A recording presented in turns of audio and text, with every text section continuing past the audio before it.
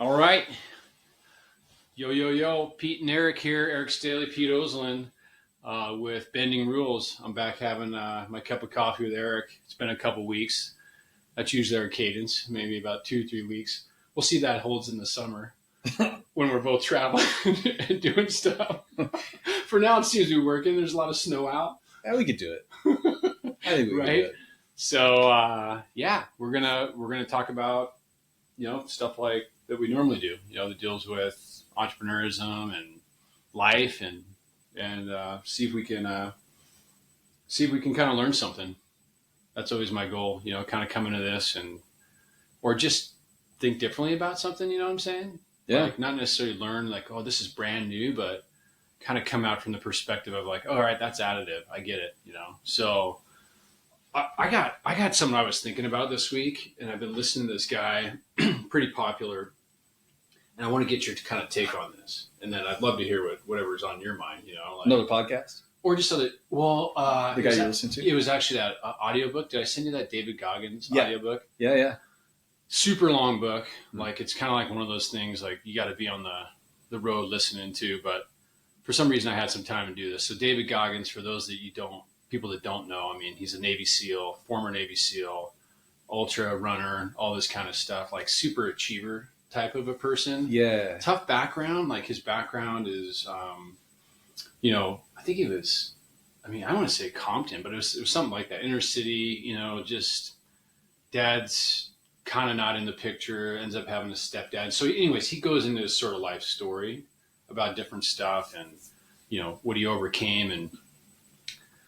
And the reason why I think a lot of people are interested in this guy. I kind of have a little bit of a contrarian view of some of his material, which is the part that I sort of wanted to kind of get in with you, because like, I think you listen to these guys that accomplish amazing things, and they're just like so next level in their accomplishments, like in the pain that they endure being Navy SEALs. And there's lots that you can learn from that. Don't get me wrong, but they kind of live their lives at these like really far end extremes. Yeah. So I'm always like, what do I take away from this guy? Like that is actually more applicable to a person, back to sort of what you and I have done, that just sort of wants to be successful in life, but also enjoy the other things in life, like be present for family, friends, ability to do vacations. Cause in the 12 hours of his audiobook, like I never heard anything about like, I don't know, here's my kid or my nephew's doing this, or along the way I was able to find myself in this, where it was so much about accomplishment.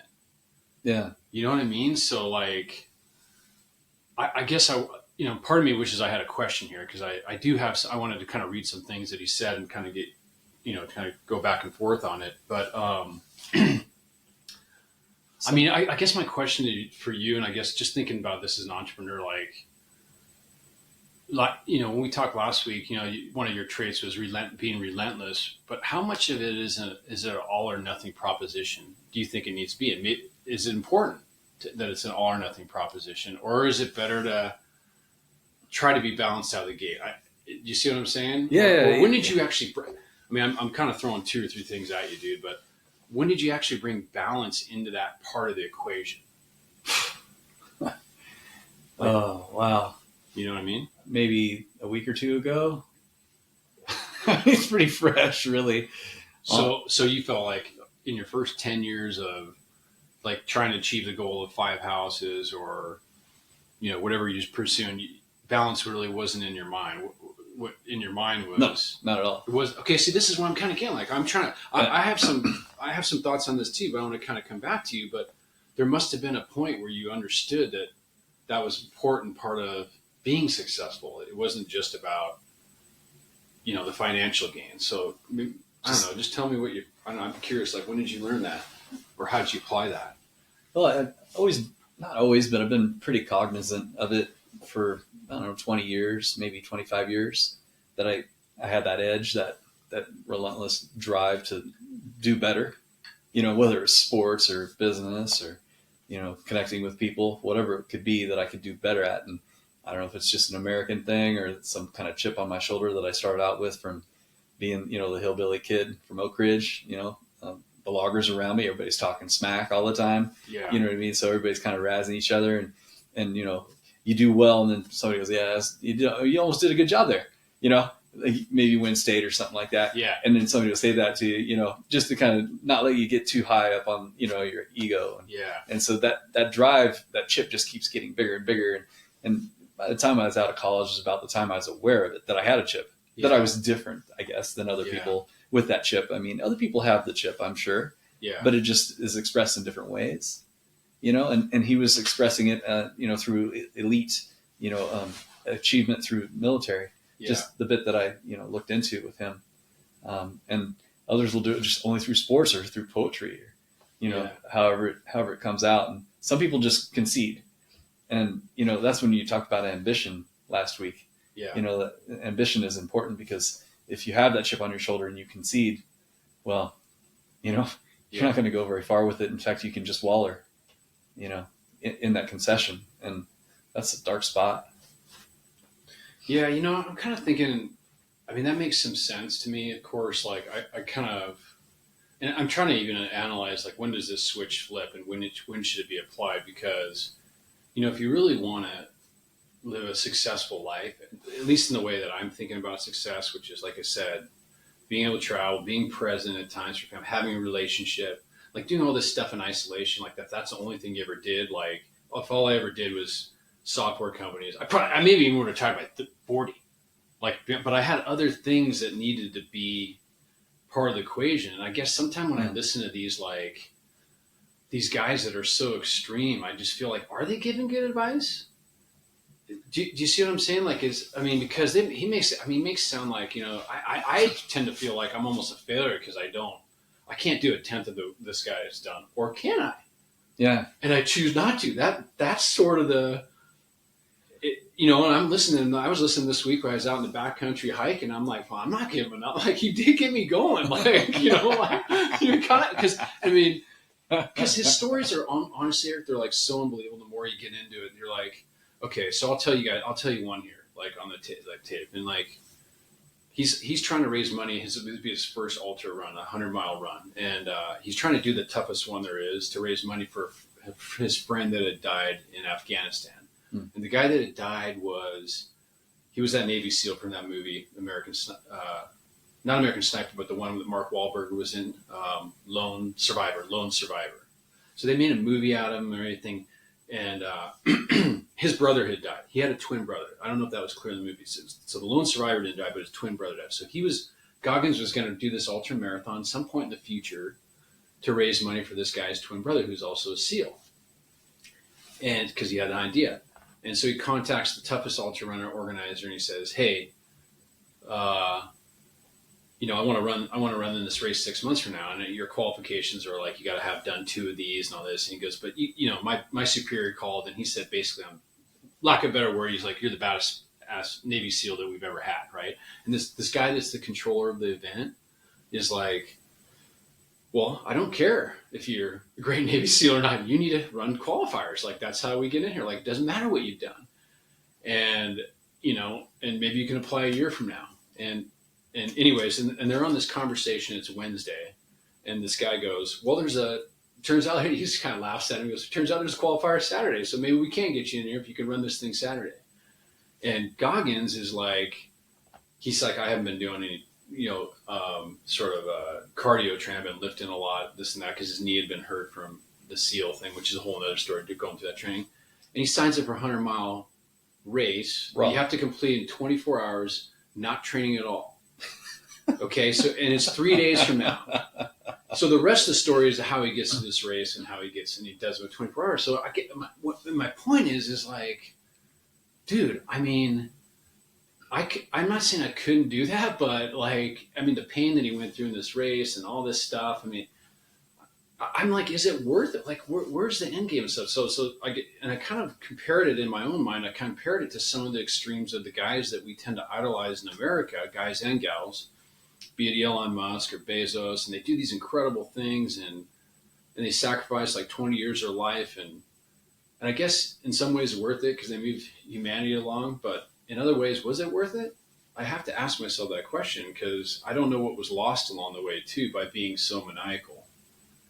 So, I've known you a long time, Eric, and I know that you're a successful business guy, but you're successful in that other part of your life too. So at some point you had to have turned it off and understood that you needed these other things too. I feel like in a way, in relationship to the chip on the shoulder part, that as much as I talk about the Oak Ridge experience and how that was gritty, I guess, to some degree, it's nothing by comparison to so many other people's experiences. And so Goggins here, I got 2 chips on my shoulder and he's sitting underneath the boulder. He was probably raised in an entirely different way. Totally true. And the chips, they come at different levels in different ways, but I just suspect that he's trying to prove something to somebody and he's trying real hard, but he's under a boulder, he just had a different experience where that puts him on that end of the spectrum. So, left end of the spectrum is under a boulder, all the way to the people who almost had the perfect upbringing on the other end of the spectrum that hardly even have a chip. And that's good, dude. I like having some of that drive. I feel like I lucked out to get some of that, and it's a spectrum, I guess. It's kind of to answer your thing about, Goggins and what makes a person driven like that. Yeah. I just have to assume that he's trying to prove something to somebody, either himself, but a lot of times it's parents or, somebody who said he couldn't do it. Yeah. And you kind of invent the reasons to kind of continue to have that chip be a big chip. I mean, it's kind of like the Jordan stuff, like how he's always Michael Jordan always picking fights with people. And great example. Looking for the chips, even when there didn't exist one. Like he's going to invent something in his head. Mm-hmm. I love that, dude. And I really like your analogy there, like the size of the chip and something maybe as a boulder. That makes me understand this better because I didn't really understand that temperament. Well, I didn't understand like having a boulder that big that he's never gonna let up. Yeah, people take stuff to the grave. They'll go their whole life with that chip or the boulder. And I don't know his story at all. I'm just sort of pontificating that there's a range of, because you've grown up with buddies that have bigger chips than others, and you saw how they grew up, and you kind of sometimes that they didn't have as good of an environment, family environment. Like my parents didn't get divorced; they stayed together. Yeah. So I mean, that was solid. Yeah. There's Me too. And my mom was really supportive on so many different levels.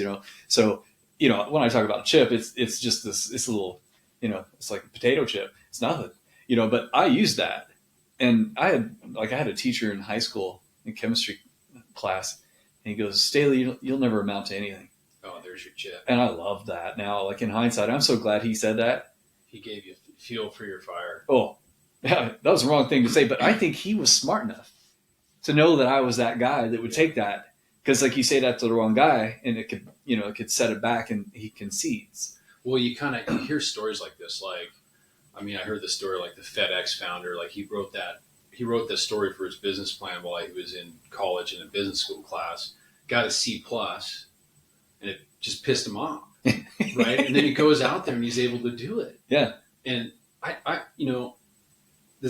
want to kind of talk about this chip thing. Cause, it's so fun. Like when we have these conversations, I have no agenda, like how we're going to take this, what direction we're taking this, but you spur these ideas in me. So one of the ideas that you're spurring in this is like, to me, it sounds like it's important to have a chip. Now, if it's a potato chip, to use your analogy, or it's a boulder, I don't know if potato chip's enough to drive me. I might just like take a chomp out of it. But I never thought about this. Like, do enough people decide to put a chip on their shoulder so they can go achieve to their potential? Mm-hmm. Whatever that potential looks like, and whatever they want their potential to look like. Because, in my own mind, as I'm playing it back, like I definitely felt like I had some chips like that too. And, one of them around my first business was almost analogous to the FedEx story. Like, I mean, I was trying to get credit for this business plan I was writing on my company that I was starting while I was in grad school. And my professor was making it super hard on me. Like she was marking it up. No, you need to do this, turn it back in. So it started to take all this time. I was just trying to get credit for this business plan. And yet most of the stuff she was marking out wasn't really relevant to the market I was going in. So I dropped the class. I go, forget it. I don't want the credit. Like I'm done. And I ended up with 10 credits that quarter instead of like a minimum should have been 13, 14. So then I had to double up the next quarter. Mm-hmm. But the point being is it did create a bit of a chip then, right? I'm like, well, screw that. I don't need a perfect business plan for this to work. I mean, I know this is going to work. was like one of those. Yeah. Right. And so she became kind of my enemy, if you will, or my chip in this process. And some people, like you said, it is derived from their background, and they're like he often refers himself, Goggins. He's like, I was just a piece of crap basically, and I saw myself that way. I was 300 pounds. I needed to lose. And what I was getting? So something in his psychology, he developed to have that opinion of himself. Well, I'm not going to lie to you. I didn't have that opinion of myself. I'm like you. My mom and dad were together. Middle class. Pretty comfortable. But you got to find that chip somewhere.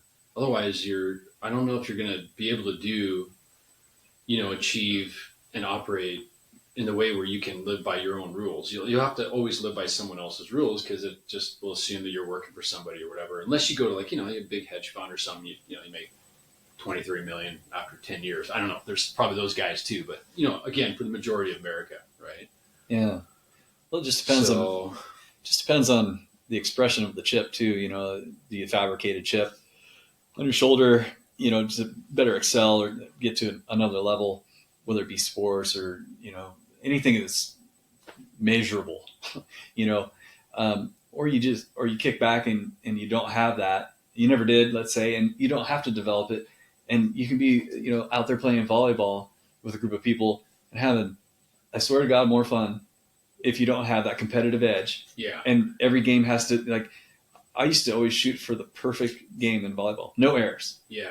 Playing doubles, sand, and over and over and over and over and over. It just never happened. Yeah. I mean, I wasn't even really close very often. Really? Yeah. I mean, you remind me of something actually, but yeah, go ahead. Usually 2 or 3 errors. And, I have a really sharp knife on my errors though, an inner critic that is like, okay, so maybe I measured. Like you may have gotten the point, but you're still like, I could have done, that was actually not right where it should have been. Right. Yeah. You know what I mean? It was a deep jumbo, but it wasn't that deep. The guy broke the other way. Sorry to use the volleyball terms, but I still won the point, but you're like, no, that was an error on my part. Yeah. I could have got that deeper into the corner. You would look at that as an error. He shouldn't have touched that. Yeah. Gotcha. So you get that voice in your head. And I think that's an advantage for competitive stuff, but if you don't want to compete, and you don't want to be that person or drive. And, I kind of sometimes look over the fence at that with a little bit of envy, because it's like, man, they're having more fun. Yeah. The rec players. Well, you and I have kind of gotten to that point now in our career, right? I mean, what are you saying? Well, I mean, we battle it out, but we laugh a lot more than I would say we did in our younger years. Mm-hmm. When we were playing when we were 35. I mean, we would laugh after the game at 35. There's less joking on that went on during the game. There was here and there, but it was after the game. It was all the time. We're like, oh, that was a good game. You guys got that one, and we're kind of laughing about stuff. But I felt like when we were playing, it was usually pretty much like, let's go, man. Let's get this point, and let's get the win and try to get a perfect game. And that just never stops for me. And now it's like you said, though, it's fading. Yeah. With age, and I said like 2 weeks ago, I finally started getting it. Well, that's kind of true. I can go up to the mountain now and leave at 10:30 in the morning, get there late and take a couple turns and come back. And I don't have to beat everybody up there and be the first tracks. And, I don't like that rush and that competition of it. So I'm aging is kind of a cool thing that way too. Yeah. Because it balances it out. Yeah. And I want to jump back for a second, because I still feel like in my mind, I just haven't answered this yet. And maybe I'm not going to be able to answer it today. And that's cool. But, and because I got some other things I read in this thing, I'm looking at my notes that, man, it just reminded me of some of the stuff you said last week. And I just want to get your thoughts on it, how you reflect on it. Okay. But before I jump back into that, it's like, there's still something that happened. And maybe, maybe it was that I just felt more comfortable with stressful situations and knowing that the future was out of my control, knowing that I was good at what I did, that I was able to let go a little bit of sort of the maniacal preoccupation with being successful. I felt like success would take care of itself. And when that happened, I was able to be more present as a dad, have a more balanced life, move into doing things like coaching and stuff like that, which, when I'm trying to give advice to a young entrepreneur, I'm trying to convince them that, yeah, you need to put your head down, go have a good plan. Obviously, the expectation is probably 80 hours a week, because you're in your 20s or whatever it is. I mean, and not to measure things by time, but the reality of it is, you're working more hours, you're going to accomplish more. I mean, that's just, we can act like, oh yeah, we work smarter, not harder, but there's some point in your life where you're just working more hours, you're going to accomplish more. So, but, if you do that forever, you start, I don't know, you start having health problems. You don't have the other things that are important to achieve in life, if you're just putting so much time into one thing. And so I guess what I was wondering from you is, did you have an inflection point where you felt like you'd really been successful in the way that, I would talk about having it all? Mm-hmm. And when did that, and what, I don't know if it's exact time in your life, or what happened, or has that happened, or is that, am I just, I don't know. Probably, I mean, just from the hip, the turning point was after the Great Recession. I told you I did all those projects, over a 5-year period. And I didn't think that it was possible for me to burn out. I heard people talk about burnout, and I thought that they were weak. I just didn't believe it. I'm like, nah, that's just an excuse. Yeah. And I burned out. Yeah. During the Great Recession, I realized that is a real thing. And at least for me, and other people say and talk about it, and I don't know what they're experiencing exactly, but I full on experienced burnout. Yeah. And I had to pull back and just regroup and kind of charge the battery and then just think about where I was in life and where I wanted to get, and how much more time I had left and how much my body would enable me to do. Yep. And so that was probably the first, almost a forced pause because of burnout. Yeah. So now I talk to, other folks about burnout and be like, no, just respect that. It is a thing, It is a thing. And I mean, I always had a tendency to think that I had more energy than anybody and I could pull it off and nothing would stop me. And, maybe that was true when I was younger, but I guess I'm 45, about the time I started realizing that burnout is a real thing. Yeah. Yeah. And that was the pause probably right there where the chips started kind of falling off and I started realizing, well, how far do I have to go with this? Yeah. Like how many goals do I have to achieve and how far do I have to get financially before Love it. I'm good, enough. Yeah. And it's tricky because when's enough? And you have these expectations for yourself and what you want to see out of that. And I talk all the time about, well, what's the next $20,000 going to do to enhance the quality of your life on a major level? Yeah. And it could be 200,000, it could be 2,000, just that risk benefit, where's that? There's very little left for me. I feel like when it comes to, I have so much going for me, aside from my health, like I can't play volleyball 5 days a week anymore, Yeah. but I just didn't really want that much. I'm not going to buy a jet. Yeah. You know what I mean? Yeah. Like you could maybe fly first class would be kind of cool, but it just seems so outrageously expensive to me that even if I could afford it, like no problem, which I probably can, but I can't wrap my head around it. So, what's that next click that I was after? And in that burnout period, I was like, well, what do I want to get? A vintage Bronco? Do I want to just pick one of those up? So I got an old Bronco and that's kind of cool, but it's kind of cool car. Yeah. I mean, it was fun, but in the end, there's other ways to move the needle, at least for me, and bigger ways with probably less money, So then I constantly try to distill, where's that next $100 going to really bring you a lot of joy? Yeah.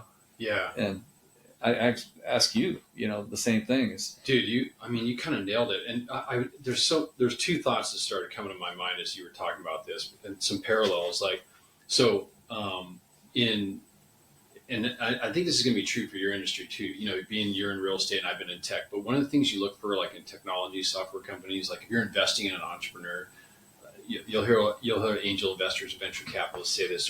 They're looking for pattern recognition. They're looking for a certain type of person that does a thing a certain way, and that's the entrepreneur they want to invest in. Yeah. So why that came to mind is when you were talking, I had a very similar thought process. My pattern recognition was similar. Interesting. And this is going to be interesting to talk to other people about this, like beyond you and I, as we get more guests on here and stuff, because I'm curious about this and I think it's true. Like, yeah, we have our nuances, our personality always going to be different, but the pattern that I identified, at least between you and I, was I had a similar temperament with work. I was like, oh no, I'm not. I got a higher energy level than most people. I can outwork most people, and I don't get tired like everybody else does or whatever. You just wouldn't let yourself get tired. And by the way, like the David Goggins, there's like a 5% of the population that are just like you can't even understand. Right. But I had the same thing happen. I burn out, and so when burnout hits, it's one of these scenarios where you can't manage your way out of it mentally like you thought you were going to be able to because you just had extra gears or whatever. You don't need as much sleep, or that applies to everybody else. No, it's going to knock everybody down. And so you either change your lifestyle, you take a big break, whatever it is you need to do. And it's different for everybody, right? Someone may experience that 3 years in, someone may experience 10 years in, someone may experience it 10 years in with a heart attack. Yeah. Right. So let's some might die with it. Yeah. Some might die with it. So as entrepreneurs, let's try not to take it to that extreme and maybe try to if I would have had some way of recognizing it better in my first software company, I could have avoided some health things in the second one or third, but by this time I'm on my fourth company, the best one in my mind because I was most balanced, right? The company I started when I was 40. Which incidentally, there was a study that was done. I read this many years ago that, do you know the highest probability of success of starting a company? This was in the software industry. I'm talking about one that's successful and around, or not necessarily the unicorns, but just around it. Do you know what age that person is when they start the company? 40. Well, I'm guessing. Yeah. You're guessing it was 39. Yeah. So that's but yet. You look down Silicon Valley, they're investing in 23, 24-year-olds because they know that person will go crazy. They're going to shoot for the moon. And if they fail, no big deal because they can do another one at 32, right? Or 33. Yeah. But when you're 39 and you start a company, or in my case, 40 at that time, I don't have a lot of other at-bats, right? So now I've also got this experience and I need to measure this well and I kind of started to understand that it's a race in the first 3 or 4 years, but it still could be potentially maybe not a marathon but a half marathon. So how do I not burn out? Yeah. And 5 years in I was kind of burning out and I could feel it because the first 3 or 4 were still working like I was in the 20s. Of course we're playing volleyball and doing all that other stuff because I am working smarter. I don't need to work as many hours, but it's hard. Man, I just said, I'm taking 2 months off right in the middle of it. Went to Europe, took the family. I knew the business was okay. Our months were slow in the summer. That would have been a hard thing to do when I was younger, but I understood that I was kind of experiencing this burnout, but I wasn't done with the mission either. How did you admit that to yourself though? Because it was coming, Eric. I was just tired. Yeah, it was hard to get up. It was undeniable, and I still had the responsibilities every day. None of that was going away, and I was just like, man, I just gotta go do something else. And I want this to be successful, right? And I knew my health because I formerly had some health issues that I couldn't put that at risk again, right? Yeah. So, anyways, a good discussion on burnout, and when we talk with some other guys, I'll be curious what they have to say about it. Here's a couple of on that point though, before we get anywhere else on it, is that one of the things I noticed, the analogy that I use with burnout, at least in my experience, was you start out, you're born, and your battery, you can charge it to 100%, and when you burn out, you go to charge it and you leave it charge around overnight, and it only goes to 82%. Yeah. You know how the old batteries, they just only charge so much. They lose that, and that happened to me, and that blew my mind. And then I thought, well, I need to start working smart, and I only have so much time left, and not as much, knees and back and elbows and wrists and everything are kind of beat up too. So I better realize that I can't risk another burnout because the first one dropped me to, I'm just throwing out numbers, but like 82% would be my new 100%. Well, next time, what's it going to be? 60%? Like what happens if I burn myself out again? Yeah. So I had to be real careful to feather that. Yeah. Yeah. The good news on that is that you also couple that with actually broadening your horizons and doing other things, right? Like Mm-hmm. it led to me going to travel with my family, so my horizon broadened, and that actually is an energizing thing, right? And Oh, or it absolutely. leads to more volleyball or being down in Mexico more often. So, Mm-hmm. so yeah, no, I think that while everybody may have their own sort of battery, like you said, you're born with. I mean, I guess the moral of the story here is, as we talk about it, two things for me. One, pattern recognition. Like this is going to be common with a lot of people that are driven. They're going to have a chip. They're going to be working hard. They're going to have a temperament. I got more in my tank than you do Mm-hmm. because they're competitive usually. And then the burnout is probably part of the equation. And like I said, I'd love to ask some other people about this too. See if that basically that hypothesis is even right. But I have a feeling it is. Yeah, I mean, just with the both of us, that's kind of telling. And I really, really didn't have, like, I had a mental block that there's no way that's made up. I'm not vulnerable to that at all, and I was wrong. I was surprised to be wrong. Yeah. And, I don't mind sharing it with folks, but it's kind of cool that, you had a similar experience, and I don't know, maybe it's more, prevalent than we think. Yeah. Yeah. No, without a doubt. I'm going to read some stuff to you that I kind of took out of his podcast, and then I don't know. I just want you to kind of just think about. I'm curious what you think about these statements, basically. Okay, so one of them, this reminded me of you in our conversation last week a little bit, because he said something. He goes, "Motivation is crap. You need to be obsessed," right? And that reminded me of your comment on relentless, right? Yeah. Right. So Yeah. I was like, okay, that's an easy one for Eric, because that sounds like Spot on. something that he already thinks. Nobody had to talk me up. I was already there. Like, I just needed a direction to point it.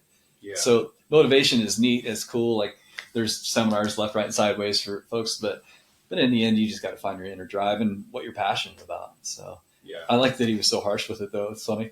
Yeah, well, that's what's kind of refreshing about his style, actually. Yeah. Is like he doesn't let people make excuses for their lack of results, right? He goes, I mean, he says it. He's like, hey, if you're fat, that's on you, man.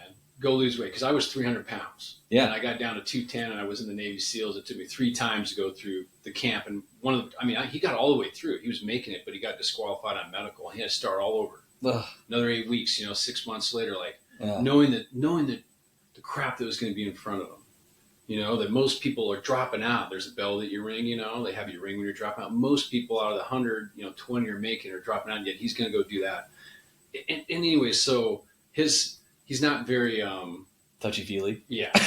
Or sympathetic. And I kind of I think, I like to think I'm a person that has a lot of empathy, but, I'm also get that, so, motivation crap, you need to be obsessed. He says a statement, and I have a thought on this. I'm kind of curious what your thoughts. He goes, to find your path or whatever, to be successful. He says the answers are buried in suffering. Mm. So whether, I guess when I'm bouncing the, kind of chopping up with you on this, is like how necessary do you feel suffering is to professional success or athletic success? I mean, what role do you feel like suffering plays in your life? Like, be it physical or mental, as you're trying to achieve something. And in his role, it played a huge role. But I'm just kind of curious, is that should that be expected for people? Yeah, honestly, that doesn't really relate with me near as much. I'm not really trying to suffer. Yeah. I often joke about doing things the hard way with Jodel. Yeah. That if there's 3 different doors and I can choose each one of them, and one of them I have to use a sawzall to open the door, and the other one, the door's open, and the other one's the door is unlocked, and you just turn the handle. I'll use a sawzall. You know what I mean? Like, somehow or another, it's part of it is there is some suffering built in, like self-sabotage suffering that one could do.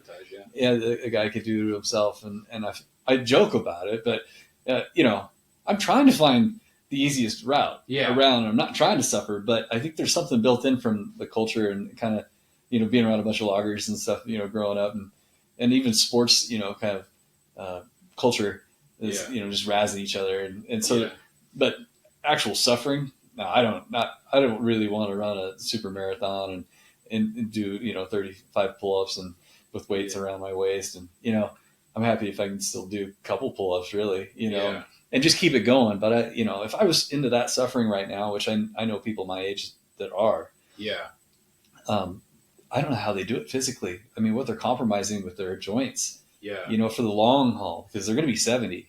If they survive and they live to 70, I mean, their muscles are going to be great while they're 50, and they're going to be super fire breathing. But totally. In the end, you're just beating up your joints to where you probably couldn't go skiing when you're 70. So that's kind of the physical side. Like, certainly, like, physically, you got to suffer some. Like, if you're an athlete and you want to achieve things athletically, you're only given so much God-given ability. And if you're lucky that you got the God-given ability where you can get off the couch and you got a 40-inch vertical, that's some percentage of us. But Jason Ring. Yeah, Jason Ring, exactly.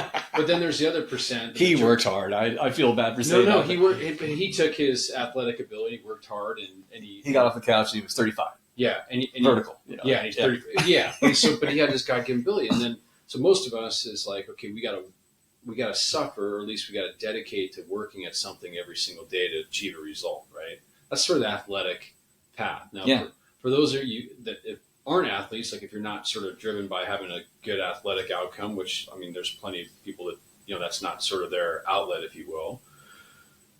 I want to look at that and see, did that help me, or how does that apply to business, and what is, business suffering or professional success suffering look like, and should I expect that, right? If I want to achieve great things, or is it really necessary? Because I feel like along the way that there were definitely some times where I was like suffering, like everything felt super hard. It's like every night was a dark, like, where am I getting the money to do this? And how come we didn't close those things? And I close those deals. And I always kind of looked at it. Was this a self-inflicted thing that I never really should in the first place? I should have just kept charging and going forward.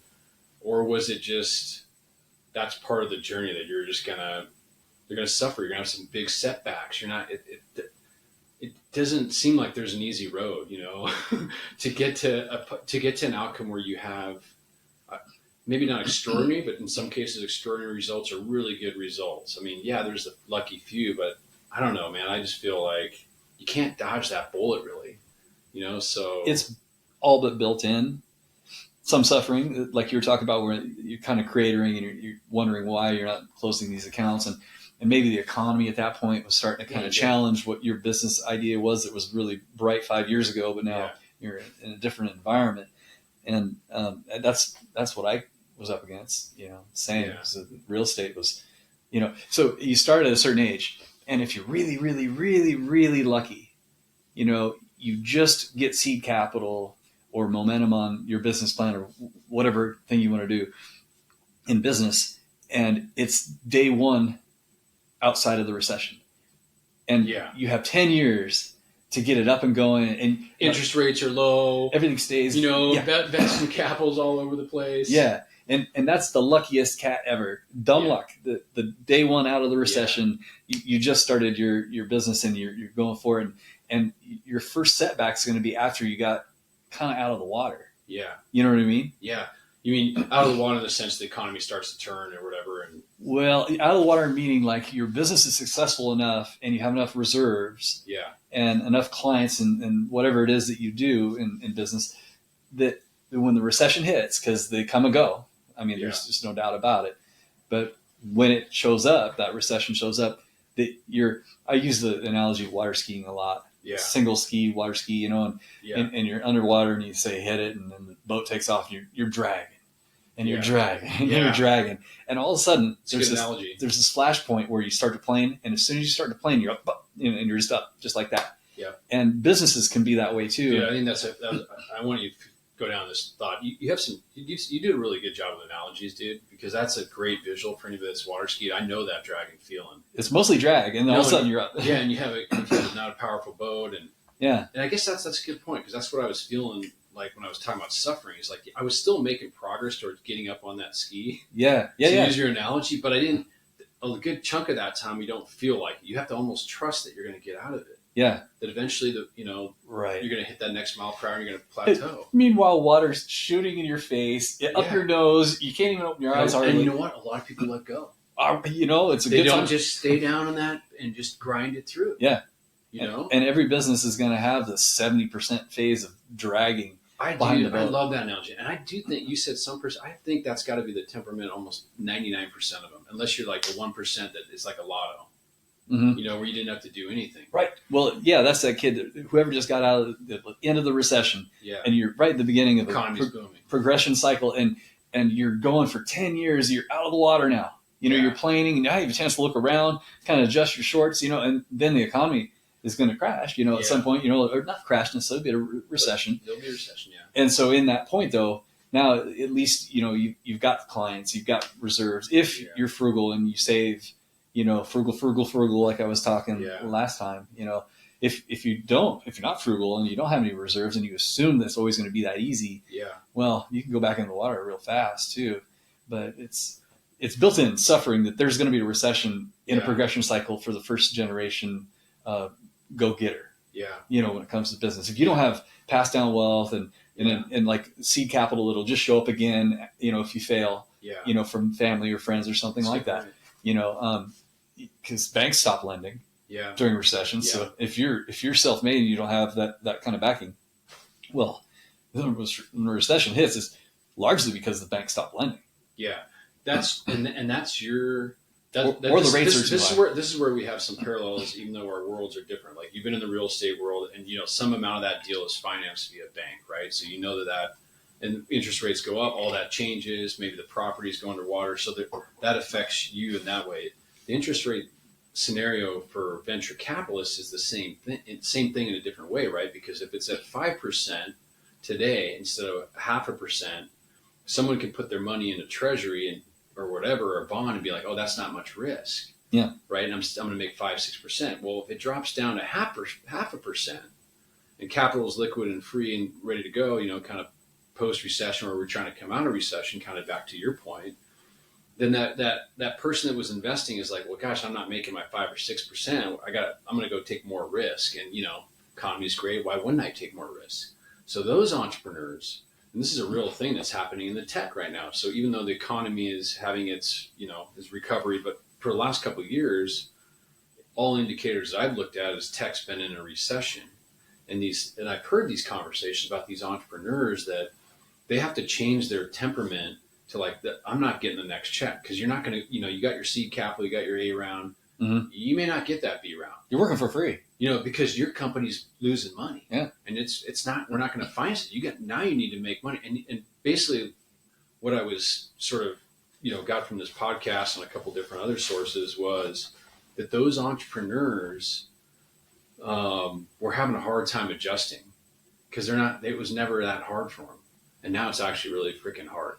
Yeah. So some of that suffering actually plays back to being important, that you have a little bit of history of suffering, and you can suffer through when it does show up. If you've never seen it, maybe just lacking a little bit of grit, you know? Yeah, no, I think you're lacking grit. And to your, I love the water ski analogy. Some of those guys end up back in the water. Yeah. Right. They hit the wave going over and they're back in the water. Now they got to get up on the rope, and it's not a quick pop up. It's not a Mastercraft pulling you up.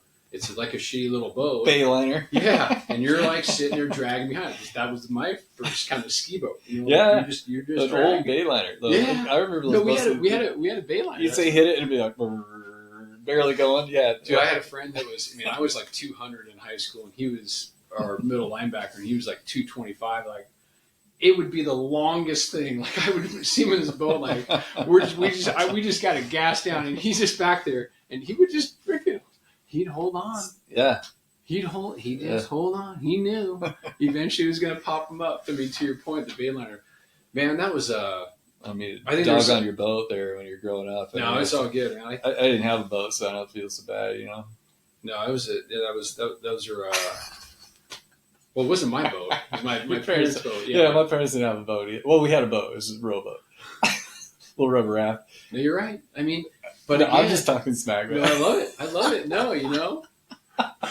Well, and then you kind of understand now why second, third generation businesses, the kids end up selling. They don't have that same drive. The drive. Yeah. Well, because you got to find the drive. Yeah. You know, and I got to tell you, it's funny you said that, because in some ways you're teasing me, but honestly, that was part of my motivation. You know, I didn't like that I was ever perceived as the rich kid or even semi-wealthy, like when, cause my temperament, Eric, was always like, well, it's not my money. Like I have nothing. And I know my parents, they're first, well, actually I'm first generation, they immigrated here. They're freaking old school. They're like, no, they keep it to themselves. They do this. Like, no, you got to go out now. And I like that though. And I know that I knew that I wasn't going to get like some big check, when I turned 30 or 40 just for the hell of it, even if they had it. Right. So, but even putting that aside, even if I thought I was, in my mind, I don't feel like I'm doing what I need to do with my talents if I just rest on someone else's success, right? You got to go out, do it on your own, but it's a hard thing, if you have some means, Yeah. Well, you've got a chip on your shoulder too, for sure. Just as competitive as you are at volleyball and in 4 different businesses that you've started. That's grit and that's a chip and, just tons of credit. And at the same time, I think that's kind of why, I can relate with you as much as I do and you do with me because, you didn't want to take any support and I didn't have any. And it's the same thing. If you shut it off in your mind and you're just like, well, no, I got to do it solo, then that's cool. That's everything. Really, having that attitude of do or die, Yeah. So then you can, get behind that boat and keep trying. No, that's so true. I just kind of shifting gears a little bit, as we're chatting on this, chopping this up a little bit. The other thing I was kind of like, I wanted to understand this is important because you mentioned it. And I read this great article and I love this guy's characterization of it because, people talk about passion. Okay. So passion and purpose, right? You kind of hear those words almost used, I might say a little bit too much, like I want to do something with a purpose, right? It's framed on your office wall, passion and purpose, but it doesn't really mean anything. Here's my mission and all this, the company's mission. And anyways, this article talked about how Gen Z and millennials are these generations or the generation. And I don't want to overgeneralize this because I've worked with millennials, not as many Gen Zers are the younger ones.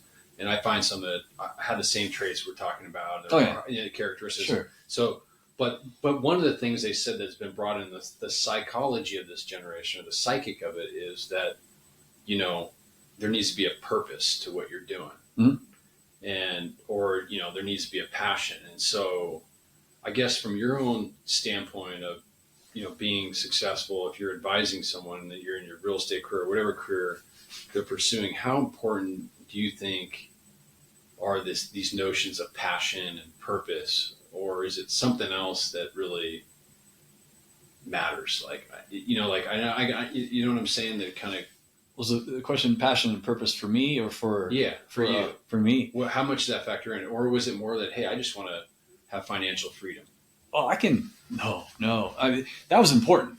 That was goal one for sure. Freedom of schedule, is the best thing money can buy is your time. Yeah. And be able to go skiing on a Tuesday and a Wednesday. Getting there where you have that flexibility. So that's putting yourself in that position where you can realize that. That was everything. But if you don't, at least for me, I found, I grew up going to the dump on Sundays with my dad and my brother. Yeah. And that would be our recreation. And we would throw rocks at TV tubes. Back in the old school, the TVs had tubes and they were pressurized. Yeah. And you hit them and it boosh. And we were scrappers, man. We were looking for garbage in the landfill, Yeah. And so I grew up in this weird thing. So I'm going to go a couple clicks back. My grandparents went through the Great Depression, and my dad was the first kid in that family. So what do you think those parents are going to teach that first kid coming out of the Great Depression? Be pretty frugal. Resourceful, reuse everything. Not even like be grateful. Don't expect that. That it's always going to be there. And my mom was in the same kind of situation. And so they both they met each other, and then here I come. They're just so resourceful and reusing and repurposing everything. And it's not like the stuff that you talk about today as far as like trying to save the planet kind of a deal. This is a survival aspect. And so if something would break at the house, we'd fix it. So I'm telling you that story just to get to the point of I lucked out that the west side of Bend had beat up old mill houses that needed all kinds of love and support and somebody to come save them. Yeah. And so I took those recycling and repurposing and goofing around at the dump and pulling, a new rake out and going, how can this guy through this rake? Well, now I can repurpose a house, like how cool is that? And so I was into that. Like I didn't really want to build a new house. Yeah. It wasn't that interesting to me. Yeah. So there was some level of passion and also just the frugalness and the sort of resourcefulness that led you into this career. Recycling houses. Yeah. When it's all said and done, that was super cool. And it was vintage. It was an old thing and it told a story, part of the town. Okay. Too. So you do. So, absolutely. You have some sort of, enthusiasm for your space, right? Whatever, so I think we're both sort of would say that, and I don't need to go too deep in this anecdotally, but let's just say from an assumption standpoint, I have the same kind of passion about, choosing a certain career path because, I can see where technology is going to change the world and I want to be part of that somehow. And I always have this, why not me kind of a thing? Like, why does it have to be someone else that invents this? Like, that's so cool. Why not me? Why are they better than me? Or, what do they have that I don't have? Or I don't even really care. I'm like, but this is the sort of the thing I wanted to sort of kind of noodle in on that though. I also saw it as a means to an end. I saw it as a trajectory that would give me the things that would lead to, like you said, freedom of your time, potentially, no guarantees, but potentially wealth at a younger age. And we talked about this last week a little bit, right? Okay, don't go the Lord path, go this path. I don't want to make it, and I'm not trying to make this about me per se, but what I'm trying to get to, because I think it deserves a little bit of setup, because I think it's true of every entrepreneur, including you, because I've kind of felt this in you. This is my pattern recognition with you again, is, man, you wanted to make money. And you knew that money would give you these other things. And I don't this is just me today. I don't like how people talk a lot about passion and purpose when they're starting something. Yeah, I mean, I had passion for this, but I also want to make money. And I don't know why we can't just admit that. It's not a bad thing, but do you feel like sometimes it's treated like a bad thing? Well, like, that guy's like greedy or whatever. He wants to make a lot. No, I mean, unfortunately, it's the currency that buys you more time with your kids or, I don't know what however you want to look at it, but I don't want people to lose sight of that. It's a necessary, anyways. It's a stigma. Yeah, for sure. So you chasing the money is. Do you feel that way too? Because I feel like it, and that wasn't my main reason for going my career, but I knew that could be part of the path. It's almost and honestly, I needed it to be part of the path. Mm-hmm. Oh, same. I know. This is why when I picked up you last week, I was like, when you and I were talking about this, you're like, no, 5 houses, I could get to this. I'm like, no, he had a financial plan first. Mm-hmm. And then he realized, oh, I also like doing this. I had to find a passion to make the financial plan work. Yeah. But the financial plan is first and foremost. It really goes back to the other thing you said last week, or not last week, the other time, one of these times we had coffee, you're like, do what you love, that doesn't work, do what you're good at. Now, if you can do both those things, even better. Yeah. Do you know what I mean? Yeah. So that's pretty cool. And I would, my advice, and I guess when I'm just sort of spitballing this with you, I'm like, people need to focus on, is this thing going to make you money? Because I've honestly, listened to a lot of entrepreneurs give their pitches and stuff like that. Mm-hmm. With these sort of angel investments and this kind of thing. And I see they're passionate about it because, that comes out pretty quick, right? And let's say it's something even you could be passionate about, like a medical device or something in the healthcare field, I'm like, great, be passionate. But I'm almost not even hearing it. Yeah. It's going like this over my head. I'm not you. I'm not passionate about the thing you're passionate about. Mm-hmm. I'm thinking to myself, is this solve a real problem? And is it financially viable? That's what's crossed my mind. And this is why I love this article, because this guy was like, oh, okay. And again, he generalized this generation. I don't think it's a generalization of a generation, but I would caution anybody to think that your main driver is some kind of purpose. I mean, it is, but you better understand that purpose actually is financially viable. So I'll take this analogy one step further, because I was when I was starting Manzama, my last company, because at the time the sort of tutelage was like, hey, what's your vision, what's your mission statement, you got to work on that. And we did work on those things, right? I mean, we worked on this company because you want certain values in your company and culture. And I had this one kind of consultant that a friend of mine was talking about it, and he's like, well, what's your purpose? And I go, dude, man, my purpose is to make a product that people are going to use and they like. Mm-hmm. I don't care. I honestly, I remember the time thinking, like, I don't understand what else. Why do I need another purpose? If that doesn't work and they don't like it and it doesn't solve a problem, they don't pay me for it, well, who cares what my mission is? Like, I got to solve the problem. It's got to be fun. You see what I'm getting at here? And then, and then 4 or 5 years later, honestly, Eric, I started thinking about, oh, okay, well, I think there's a mission here too, meaning that I could help people and they could realize their passions. And so I got a little bit more serious about developing a broader mission. But I got to be honest with you, at first, I didn't really care about any of that stuff.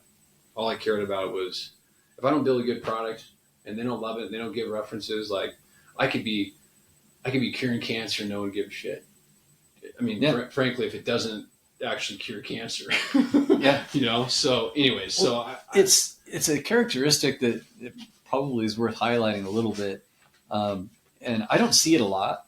But what you did was you looked at the end user of a product and then reverse engineered what you could sell to them that would meet their needs. And you were looking at the world from somebody else's perspective. Yeah. And I don't know how many people are fine-tuned with that.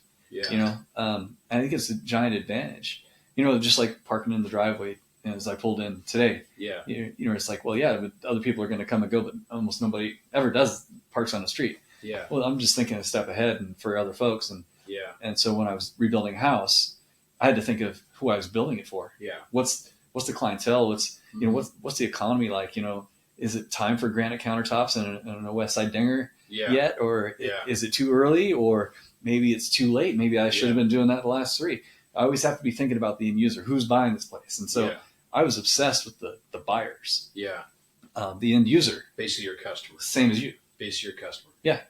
Just like the end user, I'm obsessed with my customer. There's another sort of takeaway versus, hey, the economy's good, I'm just going to go do this right now. Well, yeah, maybe good, but what is the actual product that needs to be in the market?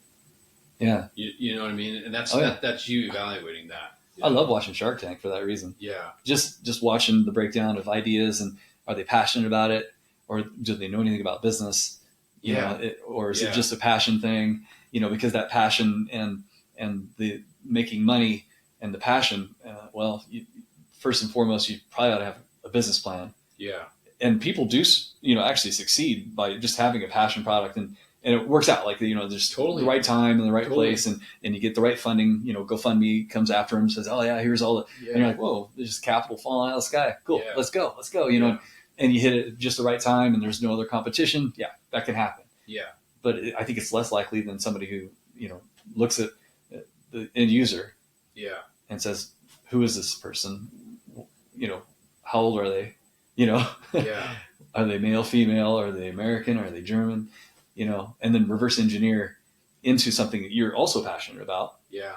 Yeah. It's kind of nice if you can blend those two. Well, you just hit something on the nail on the head. And I think this is a good sort of way to summarize this too, because you just said you need to blend the two, the purpose and the passion, the purpose, however you want to articulate it, and the drive to solve the problem, and there actually be financially viable. Because I think it's kind of like if you're, too much passion and not enough reason. I think there's like almost like a bit of a Chinese proverb on this where the fire burns out the thinking. So if there's too much fire, you're not thinking. If all you're doing is thinking or executing, you don't have any, the fire it's just barely lit. Yeah. There's not enough fuel there. So there's a balance of those two, because I've also come across the type of entrepreneur that not only are they thinking, but they're so focused on money that they're not listening to the customer problem. Oh. And all they care about is making money. And you could see right through them. Oh. Like they just want to make a bunch of money for themselves. Are they really thinking about me as an investor? Like what's the probability I will make this much money? Or are they thinking, I just want some capital from this guy. And once I get it, maybe our plan will be successful, but if it's not, I'm going to go get it from somebody else and I'm going to dilute his interest in the company. do they really, or do they care about the entire success, right? I mean, that's a whole nother conversation. And I try to read that pretty quick too before I part with dollars, right? Because I always cared about the success of everybody, not just my own success. And it wasn't just about the money. It had to be about I'm solving a problem. But at the end of the day, sort of wrapping it up from my own mental point on this point is you better solve the problem, and have it be financially viable. Your customer is going to pay you money because it won't matter how excited you are about it. You should be passionate about it. I don't mean to discredit that, but you know what I'm saying? It's almost lucky when you can have both. Yeah. A healthy balance of both. Yeah. Because otherwise, if you're just all about the money, I was thinking about that when you were saying, folks that are only about the cap rate and the interest rate of return, and just it has nothing to do with the success. In fact, they want to win at your loss. Looking for a win-win is something I always talk about. Yeah. It's like I want to get in every situation where it can be a win-win for everybody involved. Yeah, I like that. And occasionally you stumble across a win-win-win. Yeah. And somebody like on the sidewalk gets a win out of the deal too. And they didn't even see it coming. Yeah. But people that are a little bit too money obsessed, they're thinking about a win for them. Only them. Zero-sum thinking. If you happen to win too, great. But if you lose, that's not that important to me. Yeah. No, I'd rather actually. Yeah. I'd rather like a vampire bat. I'd rather suck you dry and take all of your blood and then go on to the next victim. And I think that's why earlier we were talking about the stigma with being money driven. Yeah. Has such a negative angle on it is because of those characters. Yeah. That are off on that far side of the the spectrum. Yeah, totally. Because there's a lot of people that are much different than that in business. Yeah. But those guys that are just wringing the towel, just going after every victim that they can. Yeah. I really do think that's why that stigma is there. Yeah, totally. Which, I don't know. Those guys wear me down. Yeah, me too. Yeah. Man, there's so many other things I could BS with you on all day. There's another topic. I just want to hit it next time because I want to be fresh with it with you when we sort of sit down and have our coffee. But this notion of shortcuts and, are there any shortcuts to success? Are there things you could have done? I'm almost asking the question. I can't help myself. But I won't say anything when we talk about it next time. Give me some time to think about it. Yeah, give you some time to think. I don't want to give you time to think about anything. I just hammer you with stuff every time. I like that. Every time we sit down, I'm like, I'm going to hammer it because I know I'm going to get a really good, like instinctual response. It's based upon experience, and I think that's at the end of the day, Eric. Like when you and I are sitting down doing this stuff, I think that's partly what we're bringing. We're just bringing some experiences to light. Yeah, and people can do whatever they want, or not do with them. I frankly, I care, but to some extent I don't care, but I feel like the value in doing something and having a good result and not just benefiting yourself from that, but benefiting as many people as you can, that makes me feel pretty good. If this benefits honestly one person, like your nephew, my son, my daughter, my friend's kid, we won, dude. Looking for the win-win. You know what I mean? Looking for the win-win. Because this is a good time every time hanging out and talking, and whether there's a mic or not, but agreed. Hopefully maybe somebody gets something out of it. Yeah, right on, man. All right. We'll hang next time. Probably be on the mountain. Adios, amigos. Yeah, that was good.